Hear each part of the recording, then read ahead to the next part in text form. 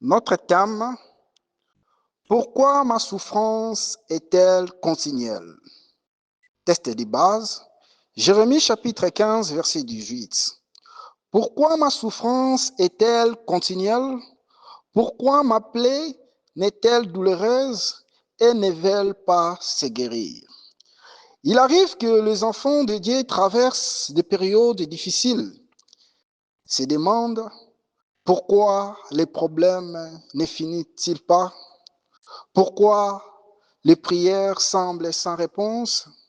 Pourquoi ma souffrance dure-t-elle si longtemps? C'est la même question que le prophète Jérémie a posée à Dieu. Malgré sa fidélité, il souffrait beaucoup. Même les serviteurs de Dieu connaissent la souffrance. Jérémie était un prophète choisi par Dieu. Pourtant, il a connu les rejets, les moqueries, la solitude, la persévérance. Cela nous enseigne que la souffrance n'est pas toujours un signe de l'abandon de Dieu. Dieu nous invite à lui parler avec sincérité. Jérémie n'a pas caché sa douleur, il a exprimé ce qu'il ressentait devant Dieu. Lorsque nous souffrons, prions avec sincérité. Déposons nos fardeaux devant Dieu. Faisons confiance à Dieu même lorsque nous ne comprenons pas tout.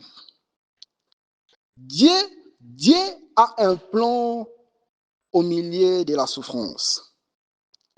Après le plainte de Jérémie, Dieu lui a répondu et l'a encouragé à persévérer. La souffrance peut fortifier notre foi, former notre caractère, nous rapprocher de Dieu, préparer notre témoignage. La souffrance ne dure pas toujours. Dieu n'oublie jamais ses enfants. Il intervient au temps convenable. La Bible dit que dans les psaumes, chapitre 30, verset 15, le plaire peut durer une nuit, mais la joie vient le matin. Lorsque nous demandons pourquoi ma souffrance est-elle continuelle, nous souvenons que Dieu voit notre douleur.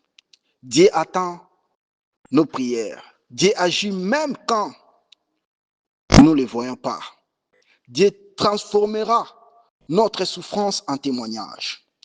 Aujourd'hui, si tu traverses une épreuve, ne baisse pas les bras.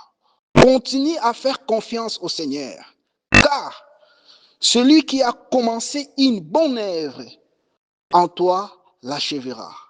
Que Dieu vous bénisse abondamment. Amen.